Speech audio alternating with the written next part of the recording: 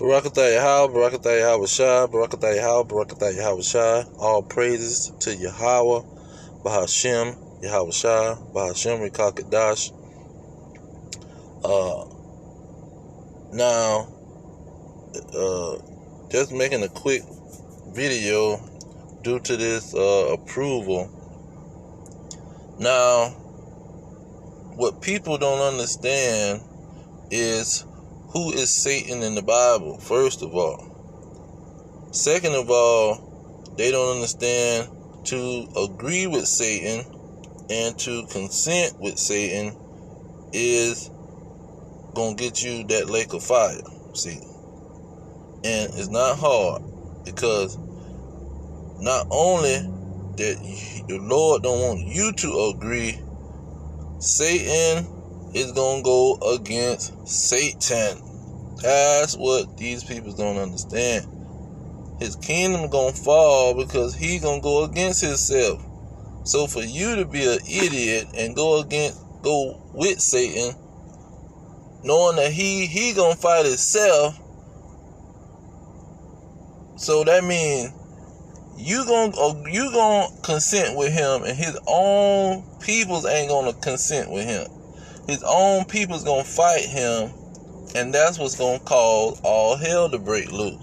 See, these individuals don't know who Satan is. They believe in, and so when people say Christianity is the mark of the beast, they pretty much are not accurate to what they saying, but it's gonna cause people to be deceived. See, Christianity is what's causing them to be deceived, because Christianity is telling them that a devil is somebody who fell from the sky.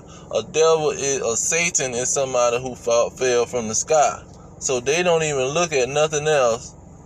See, they focusing on that theology. So they don't even look at nothing else as being the devil. Anything else that they can see with their eyes, they do not see that as the devil. Only thing is the devil is something that you can't see. So if you can see it, it's not the devil. It's trustworthy. Everybody gets a second chance and all this kind of stuff. See, that's why Christianity is the foundation. It's not going to be what they received or what's going to be pushed on them that they should not consent to.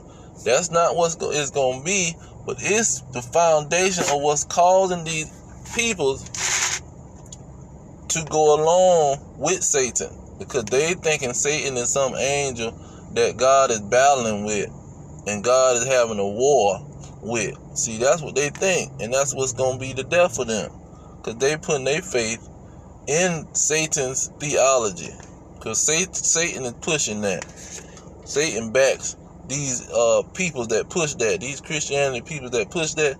Satan pays them. He backs them. That's what a 501c3 is all about. Satan pays these individuals to push his doctrine, to push his deception. And so when you look at Revelation 13, and it talks 15 to be specific, and it talks about the worship. See, you worshiping Satan, because the dragon is Satan, and the dragon gave his power to the beast. So if you worshiping the beast, you worshiping Satan. Same thing. And they don't understand what worship is. They thinking worship is you got to bow down and pray to it, bow down and ask it for something. You ain't got to bowing down is just a part of that. What gonna make you bow down? The respect, the honor, the trust.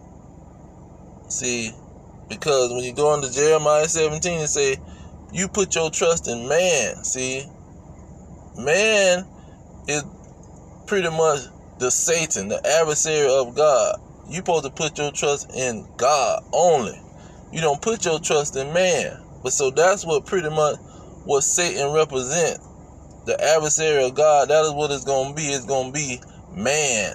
People going to put their trust in man, and they're not going to put their trust in God when God told you not to consent with man. When man start doing stuff on a God's type level, that's when you see, oh, that's what the prophecy was talking about. That man going to try to make me do something. He going to cause all small and great, the whole world. See, temptation going to come upon the whole world. He going to try to make me do something. So when he trying to make me do something, that's when I know he is the devil. Because God don't make you do nothing.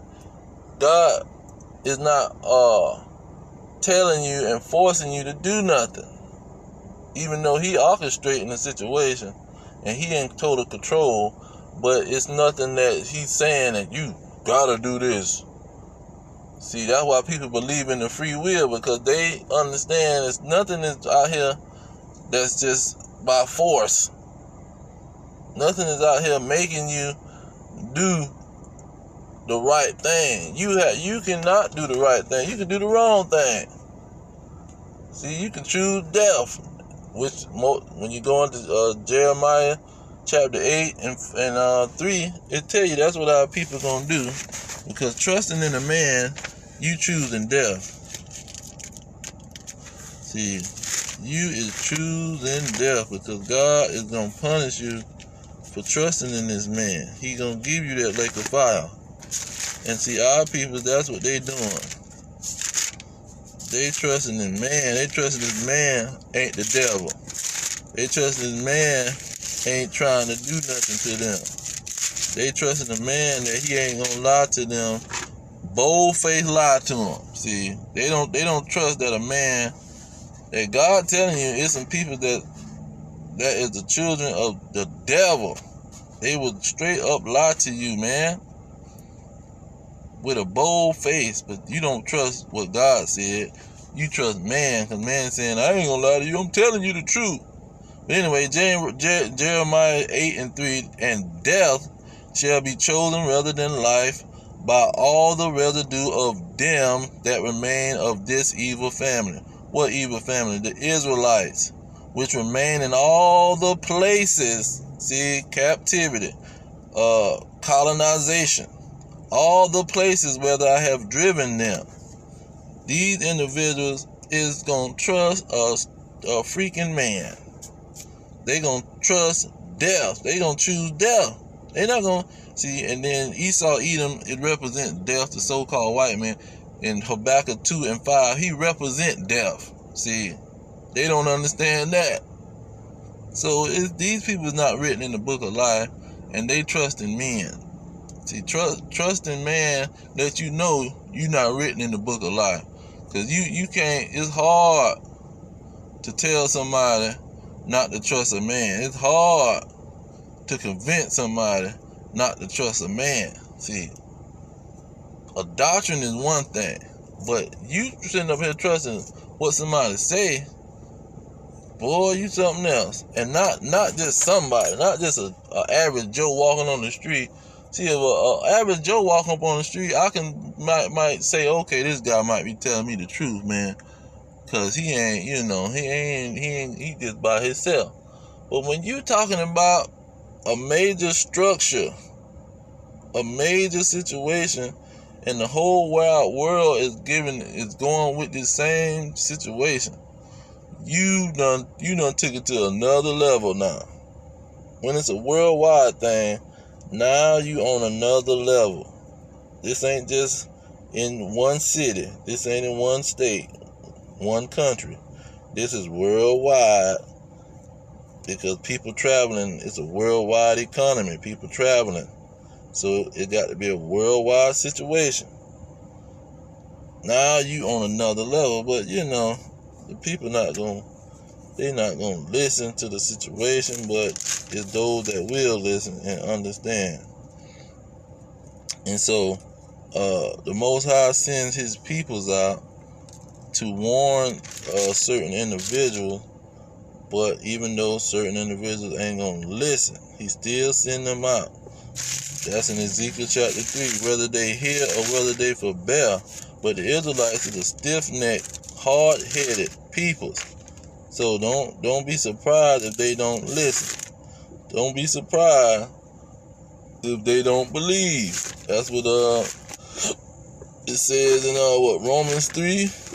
What if some do not believe? See, don't be so surprised, man. Don't get confused and bewildered and confounded because a hard-headed Negro or a hard-headed Hispanic don't want to believe. Romans 3:3. See, don't. What if some do not believe? Shall their unbelief make the faith of God without effect? And God don't lie, man. See, if he told you not to trust somebody, not to trust a stinking man, you don't do it. And how you gonna tell you not to eat a pig, and he ain't gonna tell, and that goes into your body. He gonna warn you about a pig. Then he gonna warn you about drinking blood. Just go and get the animal. Don't cook the animal. Just eat the animal.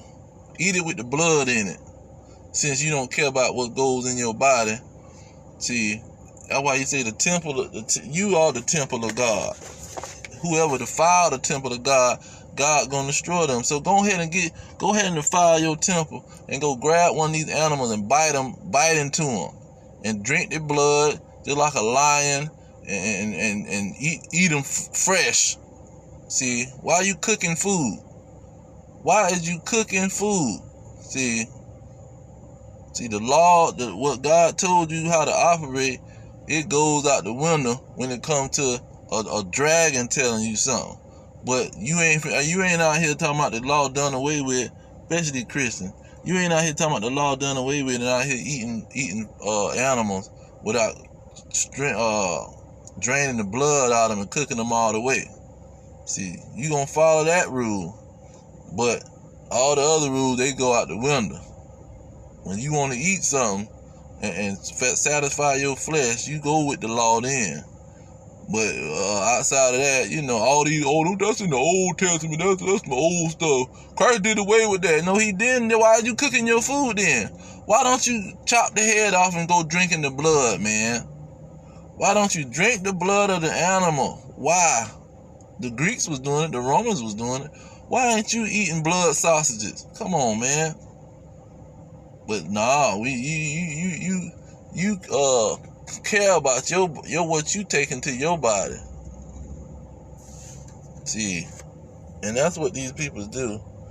But ain't nothing you can tell these people, man. If they not written in that book, like Revelation 13 said, if they not written in the book, they not gonna listen to you. They gonna worship that beast, and they gonna believe and trust that beast, and he gonna eat they behind up, and they gonna be in the belly of the beast. That's what the belly of the beast is all about. You trust him so much, you let him eat you whole. But that's why that Jeremiah 17 is so powerful. But let me get into the people that's gonna do what God said them to do. I think it's Psalm 91. Let's see here, Psalm 91.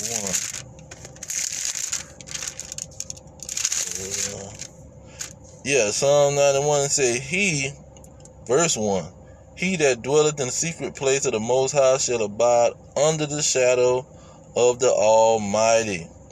Verse 2, I will say of the Lord, Yahweh, he is my refuge and my fortress, my God, in him will I trust. See, verse 4, he shall cover thee with his feathers, and under his wings shall you trust. His truth shall be the shield and buckler. See, the truth that you supposed to trust him, and that he allowed a freaking organization or a entity to be on earth lying to you, telling you to consent to them when when they are lying. He let that situation go down.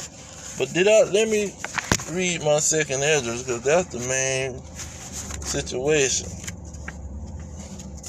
that I was really making the whole video about. Second address, Bible prophecy, which the devil gonna tell you to ignore.